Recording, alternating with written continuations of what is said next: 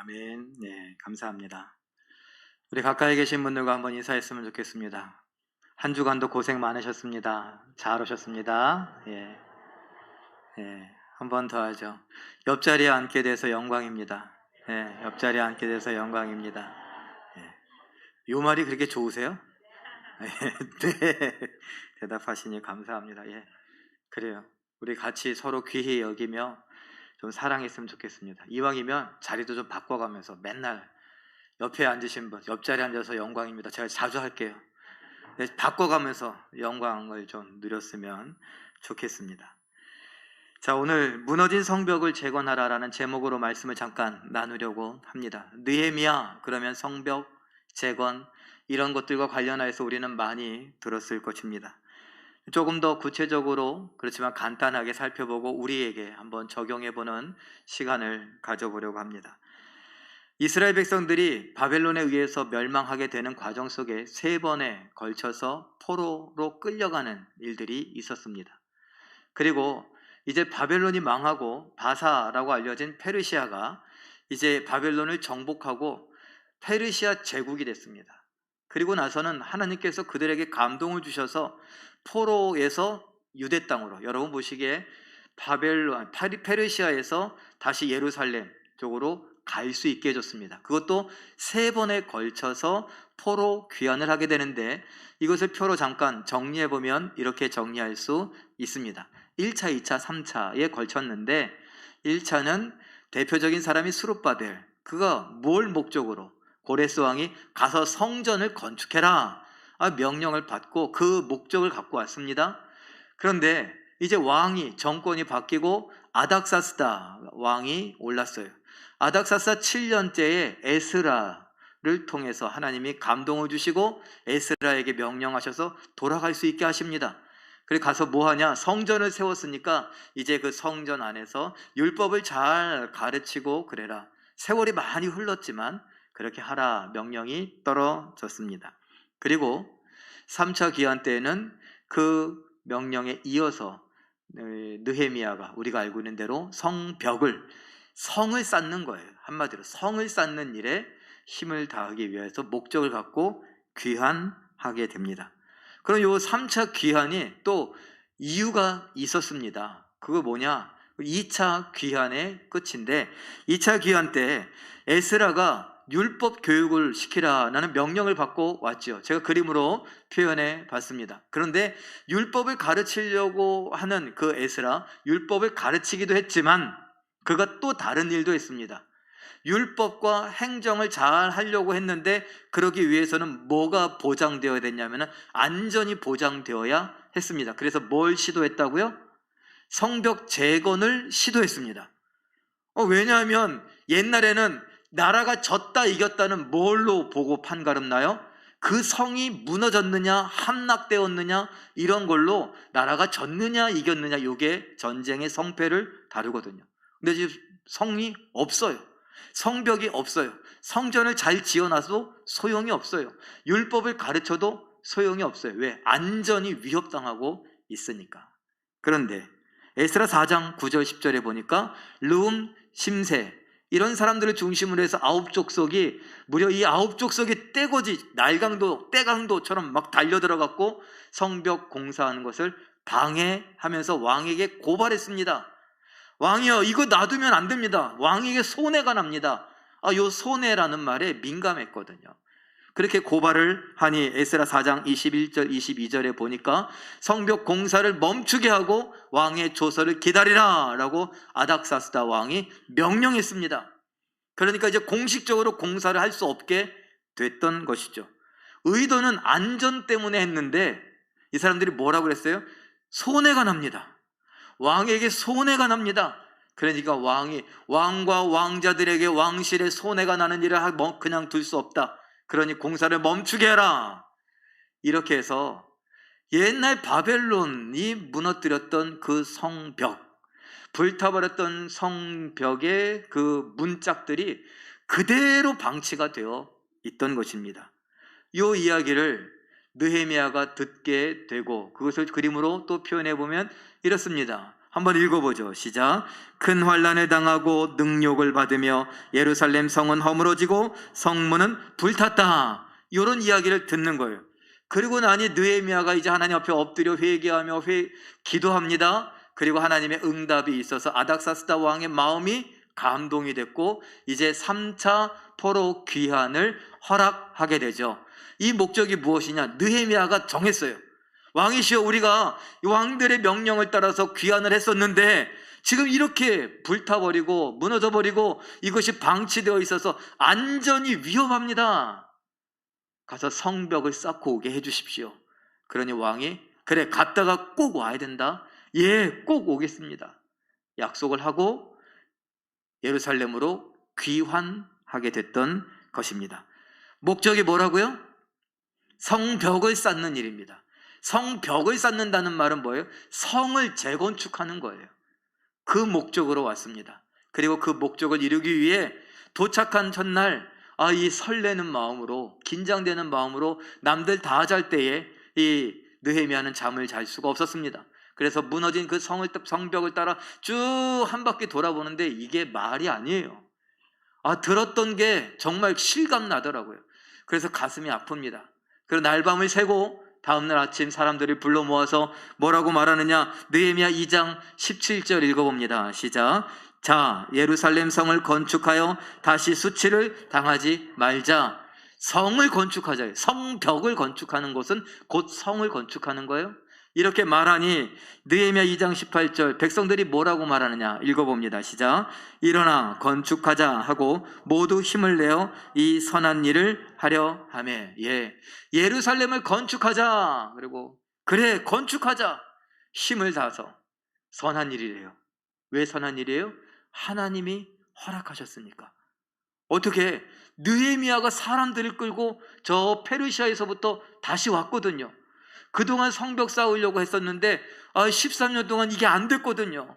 그런데 그 허락을 받아갖고 왔으니 이거 선한 일, 하나님의 뜻이다.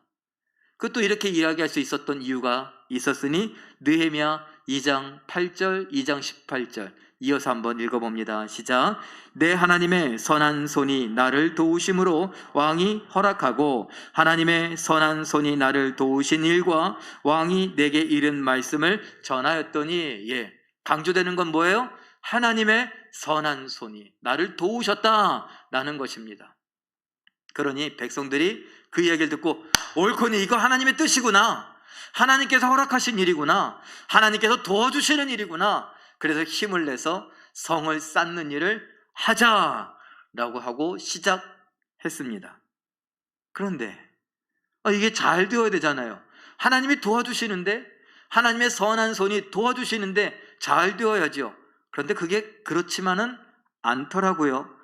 그림으로 표현해 봤습니다. 호른 사람 산발랏, 암몬 사람 도비야, 아라비아 사람 게셈이라고 하는, 여러분 성경을 읽을 때에 산발랏, 도비야, 게셈, 이 사람들이 뭐 했던 사람이냐? 느헤미야가 성벽을 쌓는 일, 성을 재건축하는 일을 방해했던 사람입니다. 방해했다, 참소했다, 거짓말했다 라고 하는 사람들은 사탄과 연관이 있음을 좀 기억하면 성경을 읽는데 도움이 됩니다. 자, 느헤미야 2장 19절 말씀 읽어봅니다. 시작.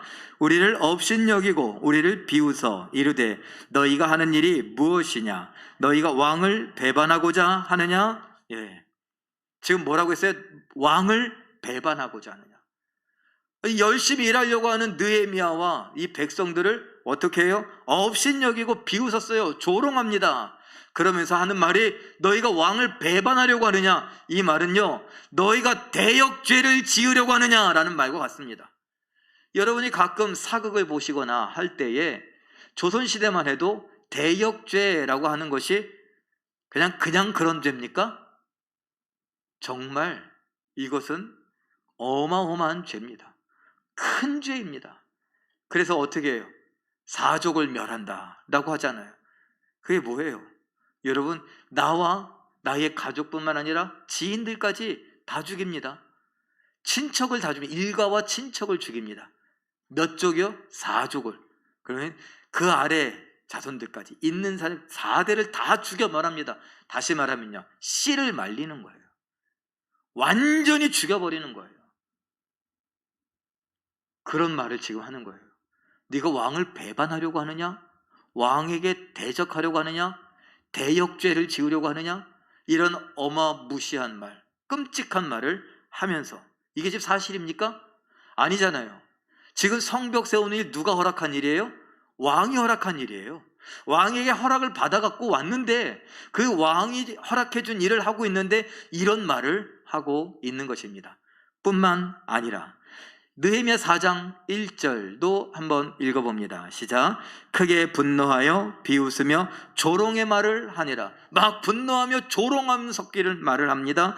느헤미야 4장 7절도 읽어봅니다. 시작.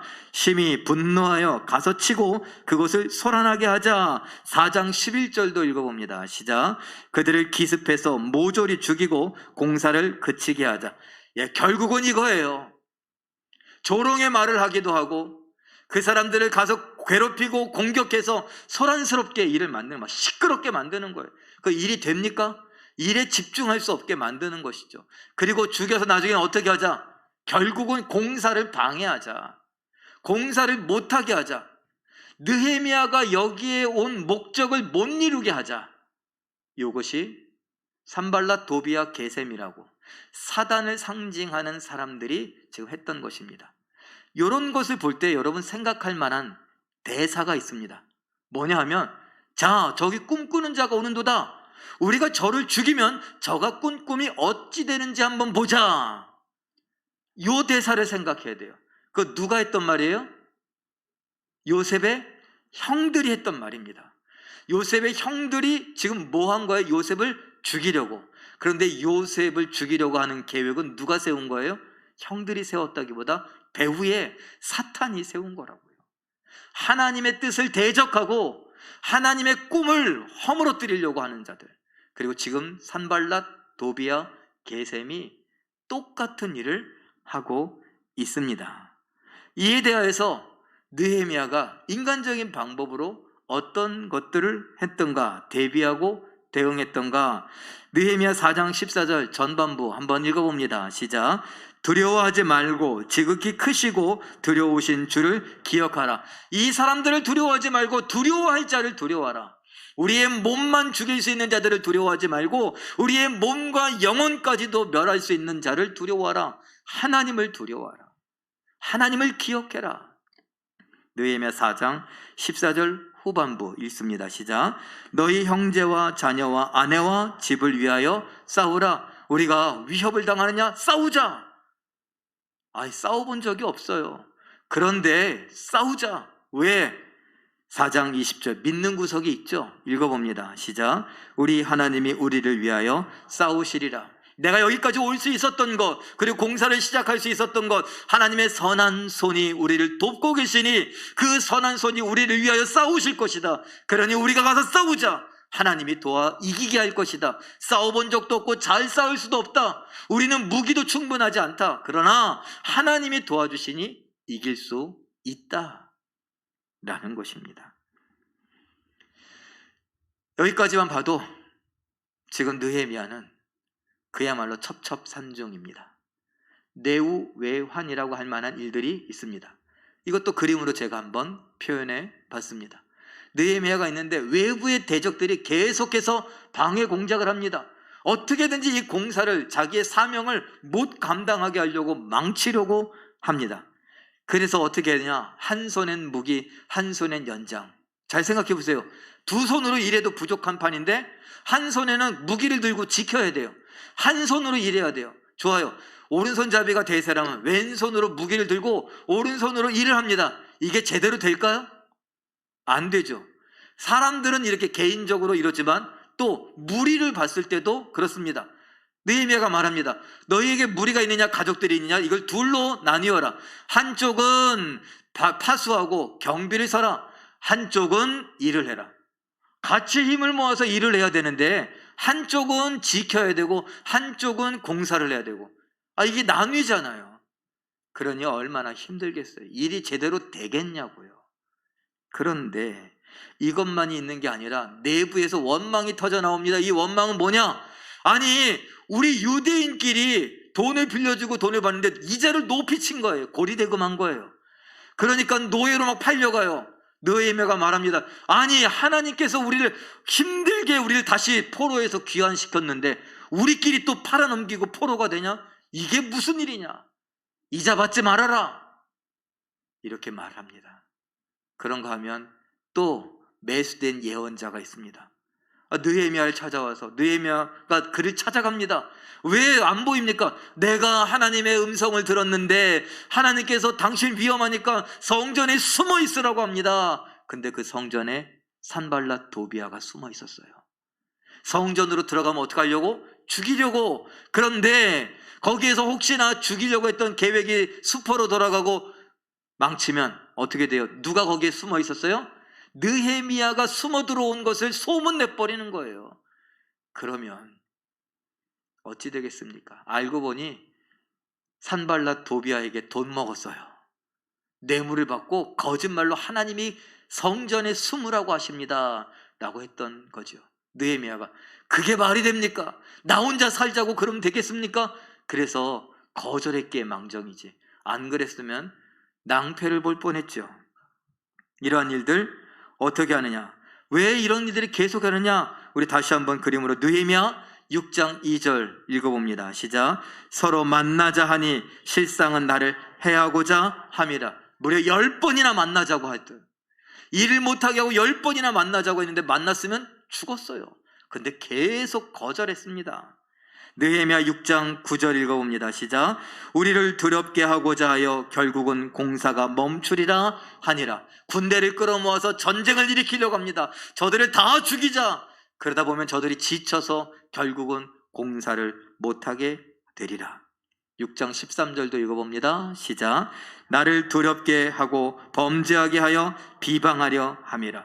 혼자 성전에 숨어 들어가게 하고 거기에서 암살을 당하거나 암살을 피하면 자기 혼자 살려고 그랬다고 비방하려고 그런 함정을 팠던 것입니다. 어떻게든지 수단과 방법을 가리지 않고 막으려고 했던 것이죠. 그런데 이런 일들이 있을 때마다 느헤미야서를 자세히 읽어보니 느헤미야가 하던 일이 있어요. 처음에 예루살렘 성벽이 무너진 그 참담한 현실의 소식을 듣고 엎드렸던 그 느헤미야, 이런 순간들마다 엎드립니다. 하나님 앞에 기도하며 기도로 이러한 문제들을, 이러한 시험 환난을 돌파해 갑니다.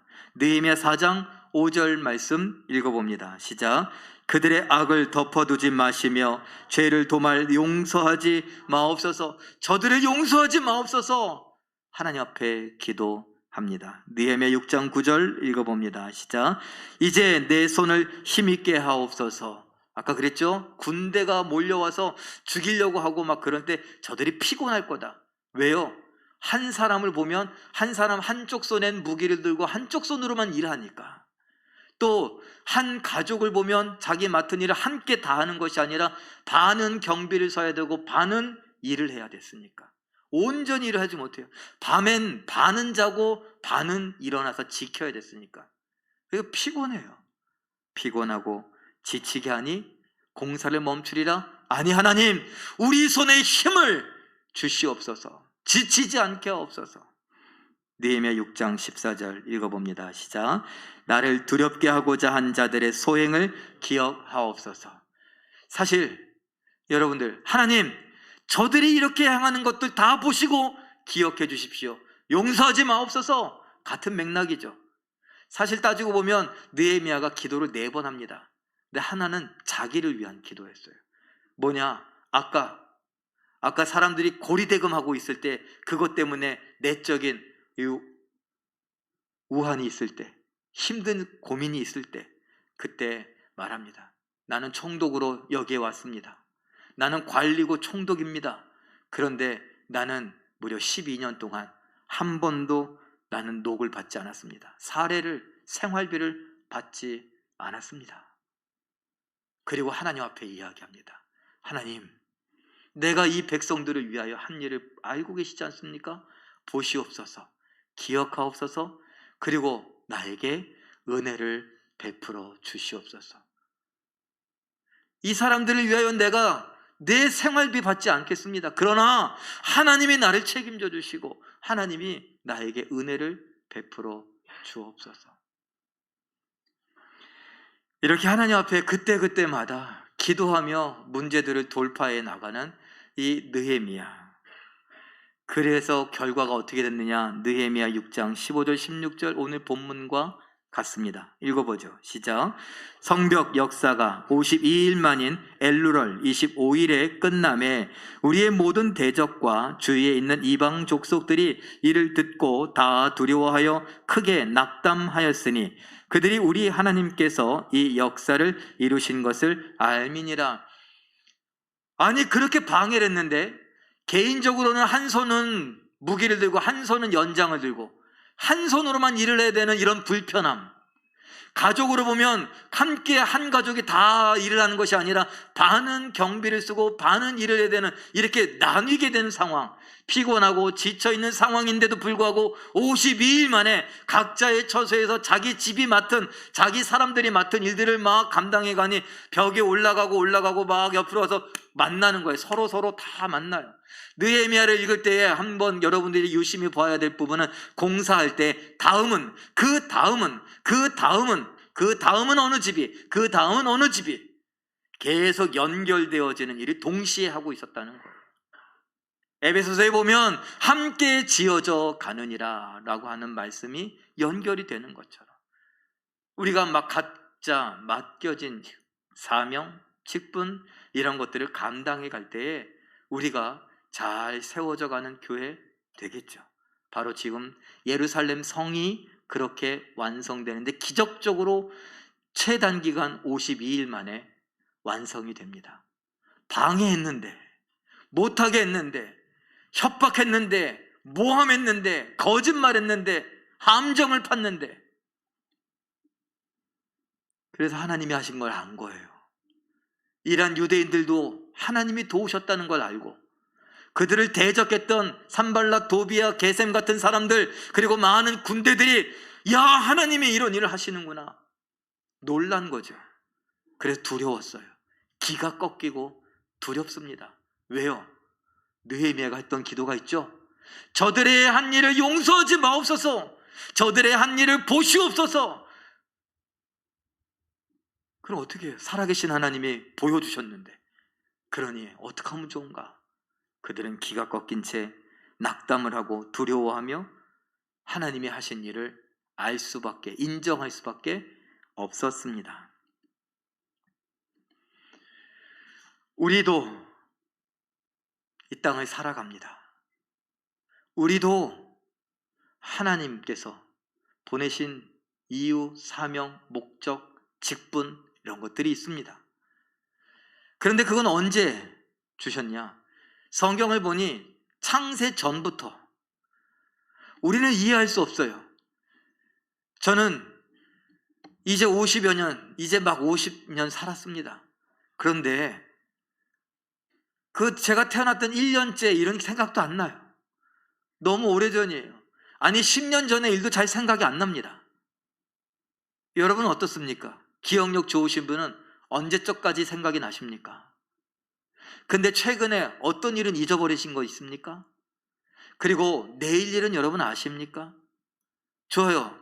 우리 며칠 전에 우리가 월드컵에서 포르투갈을 이겼는데 10%, 11%인가 이길 확률이 그거밖에 안 되는데 이겼다고. 이길 줄 아는 사람, 이겼으면 좋겠다고 바란 거 말고 이길 줄 알았다,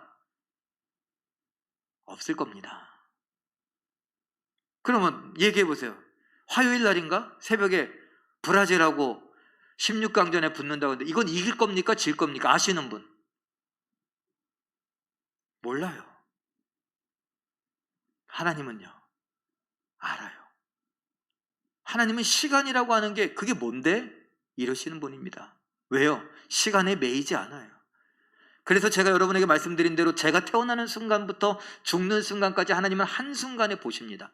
그런데 그걸 언제 보시느냐? 제가 태어날 때 보시는 것이 아니라, 지금 보시는 것이 아니라 하나님은 이미 창세 전부터 그걸 보셨다는 겁니다. 하나님이시니까 가능한 일이에요. 그 하나님이 저까짓 게 뭐라고, 뭘 마음에 든다고 저를 보시고 야, 너 마음에 든다? 그러더니 저를 사랑하신대요. 저만요? 여러분들을요. 나 스스로도 내가 못마땅할 때가 너무나 많이 있는데 하나님은 창세전부터 이 모든 걸 아시고서 보시고서 마음에 든대요. 그래서 선택하시고 예정하시고 우리를 부르시고 하나님께서 우리에게 놀라운 구원을 베풀어 주십니다. 그런데 놀라운 건, 더 놀라운 건 우리가 너무나 인간적이라는 것까지도, 우리가 너무나 착하다는 것까지도 아신 분이에요. 그래서 하나님 나를 구원해 주시니 감사합니다. 그래서 뭐라도 보답하고 싶은데 하나님께서 야 됐다, 뭘 네가 나한테 보답을 하니. 아니에요 하나님, 뭐라도 보답하고 싶어요. 그래? 그러면 내가 창세전부터 준비해 놓은 게 있는데 한번 해볼래? 아 그래요 하나님. 뭐죠? 우리에게 직분을 주기도 하고 우리에게 사명을 주기도 하고 우리에게 뭔가 역할을 맡기기도 하십니다. 느헤미야와 같이 하나님께서 마태복음 24장 45절 이렇게 말씀하시는데 읽어보죠. 시작. 충성되고 지혜 있는 종이 되어 그 집 사람들을 맡아 때를 따라 양식을 나눠줄 자가 누구냐? 이 말씀은 이사야 선지자, 누가 우리를 위하여 갈고, 우리가 누구를 보내며 누가 우리를 위하여 갈고 하셨던 하나님의 고민 같은 이야기. 누가 충성되어 때를 따라 양식을 나눠줄 자가 되겠느냐? 누구냐?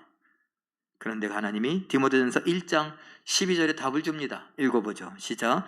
그리스도 예수 우리 주께 내가 감사함은 나를 충성되이 여겨 내게 직분을 맡기심이라. 누구를 충성되이 여겼다고요? 나를 충성되이 여겨. 사도 바울의 고백이지만 우리에게 말씀하시는 겁니다. 하나님은 나를 충성되게 보셨습니다. 그래서 우리에게 직분을 맡기시고 사명을, 역할을 맡기셨습니다. 고린도전서 4장 2절 읽어봅니다. 시작. 맡은 자들에게 구할 것은 충성이니라. 하나님의 창세전부터 나를, 여러분을, 우리 모두를 충성되이 여기셨습니다. 충성되게 보셨습니다. 충성스러운 사람이라고 믿어주셨습니다. 그리고 우리에게 사명, 직분, 역할 이런 거를 주면서 뭐 하라고요? 충성하라고요. 내가 널 믿어줬으니까 내 믿음대로 한번 보여줘 봐라. 너는 충성스러운 사람이야. 내가 봤다. 내가 알고 있다. 그러니 너의 충성스러움을 한번 실력 발휘해봐라. 이것입니다. 그런데 우리에게 이런 것들을 말씀하신 하나님, 또 구원하신 거 그거 말고도 또 이야기를 하세요. 시편 101편 6절 말씀 읽어봅니다. 시작. 내 눈이 이 땅에 충성된 자를 살펴 나와 함께 살게 하리라. 나와 함께 살게 하리라. 이 말은요, 내가 그와 함께 살리라. 충성스러운 자 살펴서 충성스럽게 행하는 자 내가 너와 함께 하겠다. 여러분, 하나님의 함께 하심을 가물가물하고 잘 느껴지지 않습니까? 맡겨진 직분에, 맡겨진 사명에, 역할에 충성하십시오. 그러면 충성된 우리와 함께 하신 하나님을 더 잘 느낄 수 있을 겁니다. 왜? 느헤미야에게 하셨던 것처럼 하나님의 선한 손이 우리를 도우시니까. 그걸 느끼게 되죠. 마태복음 25장 21절 읽어봅니다. 시작. 착하고 충성된 종아, 내가 적은 일에 충성하였음에 많은 것을 맡기리니 주인의 즐거움에 참여하라. 요한계시록 2장 10절 읽어봅니다. 시작. 내가 죽도록 충성하라. 그리하면 내가 생명의 관을 내게 주리라. 잠깐 보세요. 나와 함께 살게 하리라. 주인의 즐거움에 참여하라. 내가 생명의 관을 내게 주리라. 이거 무엇과 관계된 이야기일까요? 무슨 이야기 같아요 이게? 천국의 이야기. 그리고 다른 말 한마디로 말하면 네가 충성되라. 네가 충성하면 천국에 가리라. 네가 충성하면 천국에서 나와 함께 살면서 나의 생명을 누리게 되리라. 이 말이에요. 속았어 우리. 뭘 속아? 예수 믿으면 구원받는다는 거 그거 다 거짓말이에요? 아니에요. 예수 믿으면 구원받아요. 믿습니까? 예수 믿으면 천국 갑니다. 믿습니까? 예, 예수를 믿으면 천국 가는데, 예수를 믿으면 구원을 받는데, 예수를 믿는다는 건 무엇이냐? 바로 충성스럽게 행한다는 것이에요.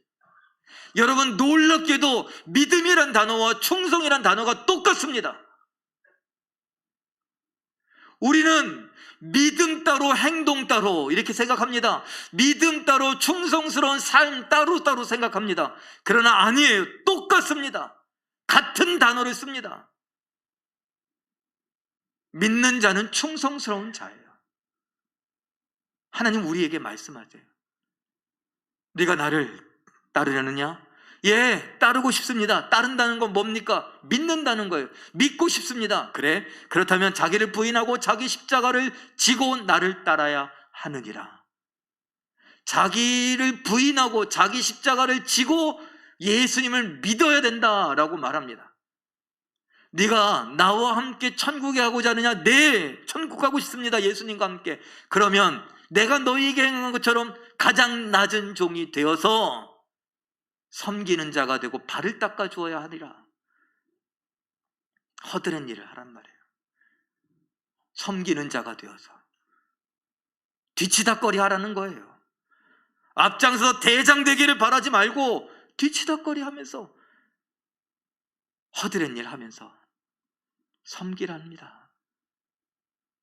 예수님을 따르려고요? 내가 죽기까지 복종하였으니 너도 죽기까지 복종하라. 이것이 믿음이에요. 나는 예수님을 믿습니다. 땡! 이게 아니라고요. 난 예수님을 믿습니다. 라는 고백 속에 난 예수님처럼 충성스럽게 살겠습니다. 라는 거예요. 잠언 25장 13절 읽어봅니다. 시작. 충성된 사자는 그를 보낸 이에게 마치 추수하는 날의 얼음 냉수 같아서 능히 그 주인의 마음을 시원하게 하느니라. 하나님의 마음을 시원케 해드리는 사람, 무더운 날, 땀나는 날, 피곤하고 지치는 날, 그 속을 시원케 해드리는 얼음 냉수. 여러분은 뭘 알고 있습니까? 얼음 띄운 콜라? 얼음 띄운 사이다? 얼음 띄운 미숫가루? 얼음 띄운 커피? 뭐가 좋습니까? 좋아요. 보리차, 냉장고에 있던 보리차 시원하죠. 여러분이 알고 있는 제일 시원한 거, 속을 시원하게 하는 거, 그 역할을 우리가 믿음으로 충성스럽게 살아가면, 믿음으로 살아가면, 충성스럽게 살아가면 하나님의 마음을, 하나님의 속을 시원케 해드린대요. 그래서 예수님이 이렇게 말씀하십니다. 읽어봅니다. 시작. 요한복음 6장 38절 시작. 내가 하늘에서 내려온 것은 내 뜻을 행하려 함이 아니요 나를 보내신 이의 뜻을 행하려 함이니라. 나를 보내신 이의 뜻. 제가 일부에도 잠깐 말씀드렸는데 어느 교회에 있을 때 일이에요. 어떤 권사님, 연로하신 권사님이에요. 그때 한 80이 가까우셨던 것 같아요. 권사님이 전화하셔서 1시간 동안, 근데 이렇게 3년 동안 저한테 하셨어요. 자주 1시간 동안 이런 XX 그러면서 욕을 하시는 거야. 저를 욕한 게 아니라 담임 목사님 욕을. 담임 목사님이 좀 좀 저도 생각하기에 그런 말을 안 하셔도 됐을 것 같은데 좀 안 좋은 말을 했어요. 그 말을 잊어버리질 않으시는 거예요. 계속 욕하시는 거예요. 그러면서 나 그래서 헌금 안 한다고. 그래요. 헌금을 안 한대. 그래서 제가 듣다가 3년째 될 때에 제가 이제 좀 친해졌으니까, 3년 동안 친해졌으니까 얘기했어요. 권사님 이제 그만해. 저한테 권사님 아들들 딸들 기도해 달라며요. 그래, 기도 열심히 하고 있는데 권사님이 이렇게 목사님 욕을 하면 그게 응답이 되겠어? 복 받겠어? 하지 마. 제가 그랬어요. 그래 또 근데 권사님 저는 좋다며. 그래, 내가 목사님 좋아하지. 근데 왜 좋아한다는 저에게 1시간 동안이나 욕을 해? 목사님을 욕을 한다 그러면서 이런 나쁜 새끼 막 XX 막 이렇게 욕하는데 그거 목사님은 하나도 안 들어. 나만 듣고 있어 지금 계속. 내 마음이 어려워. 그러지 마. 제가 그랬어요. 그랬더니 그런가? 그러고서 한 달 후에 또 전화해서 1시간 동안 또 욕하고. 그래요. 헌금 하나님 앞에 드리는 겁니까? 목사님께 드리는 겁니까? 제가 그랬어요. 하나님 안 받으시니까 하지 마세요. 그거 안 해도 돼. 근데 그걸로 협박하지 마세요. 그런데 제가 저희 교회 와서 또 감사했던 얘기, 헌금과 관련해서 어떤 분들이 이렇게 싸갖고 와서, 목사님 내가 이 돈이 생겼는데 아유 하지 마요. 그 어려운데 써 그냥 그거. 아니야. 이거 내가 지금 생겼을 때 이때 지금 마음 변하면 안 돼. 내가 마음 변하면 또 갖고 있으면은 또 급한 일이 생길 거고 또 내가 또 하고 싶은 일에 쓸 거니까, 내가 하고 싶은 일에 쓰지 않으려고 갖고 왔으니까 그냥 헌금해요. 받아 빨리, 마음 변하기 전에. 감사하더라고요. 왜? 이 돈 하나님 것인데 내 마음대로 쓸까 봐. 액수가 중요한 게 아니에요. 제가 아까 말씀드린 그 80 다 되신 그 권사님이 훨씬 부자야. 훨씬 돈 많아요. 그런데 저희 교회 그 권사님 몇 분들은 마음 변할까 봐 갖고 왔던 그분보다 훨씬 가난해. 그런데 하나님은 어떤 걸 좋아하실까요? 내 뜻대로 하지 마시고 나를 보내신 아버지의 뜻대로 하기를 위하여. 느헤미야가 자기의 사명을 감당하기 위하여서 애써 가던 것들, 오늘 그 이야기를 보며 하나님은 나에게 뭘 맡기셨나, 어떤 직분을 맡기시고 어떤 사명을 맡기시고 어떤 역할을 맡기셨는가, 나에게 어떤 건강을, 어떤 돈을, 어떤 시간을 나에게 주셨는가, 이 모든 것을 누구를 위해서 쓰는가, 내 뜻을 이루기 위해 쓸 것인가, 하나님의 뜻을 이루기 위해 쓸 것인가.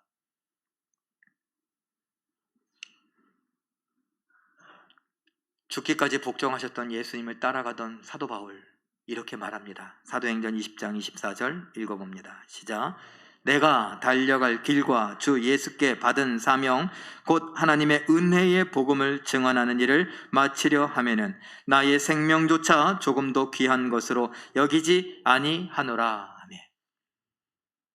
생명도 아깝지 않대요. 사람들이 뜯어 말렸어요. 예루살렘에 가면 죽습니다. 왜 나를 힘들게 합니까? 나를 사랑하는 마음 알겠는데, 사랑한다면 하나님의 뜻을 이루기 위해서 가려는 나를 응원해 줘야 되는 거 아닙니까? 왜 못 가게 합니까? 왜 방해합니까? 저라면 왜 설교 시간에 얘기한 것처럼 산발랏 도비아 게셈처럼 제가 사명 감당하는 일을 왜 막아서십니까? 왜 제 마음을 아프게 합니까? 저는 목숨도 아깝지 않습니다. 그리고 이 이야기는 오늘 우리의 이야기가 되어야 되는 거 아닙니까? 예수님을 믿는다고 하는 우리들, 바로 예수님께 충성한다고 하는 우리들입니다. 우리 모두가 생명도 귀한 것으로 여기지 않고 맡겨진 직분, 맡겨진 사명, 맡겨진 역할, 하나님의 영광을 위해서 쓰는 겁니다. 사탄이 방해할 겁니다. 기분 나쁘게 할 겁니다. 자존심 상하게 할 겁니다. 속상하게 할 겁니다. 몸이 아프게 할 겁니다. 정신 못 차리게 할 겁니다. 그리고 내가 또 그런 생각이 들게 할 겁니다. 포기하지 마십시오. 포기하지 마세요. 느헤미야도 포기하지 않았습니다. 그랬더니 하나님의 선한 손의 도움을 받습니다. 우리도 포기하지 마시고 하나님의 선한 손의 도움을 보며 하나님께 영광 돌려드리고 맡겨진 사명, 직분, 역할 감당하며. 이거 왜 시작했어요? 고마워서, 감사해서, 뭐라도 보답하고 싶어서 시작했잖아요. 하실 수 있습니다. 하나님은 우리를 충성되이 여기셨습니다. 창세전부터 아셨습니다. 하나님이 믿어주셨으니, 보셨으니 그 충성스러움을 실력 발휘하며 하나님의 뜻을 이루어드리는 우리 모두가 되시길, 하나님의 속을 시원케 해드리는 우리 모두가 되시길 예수님의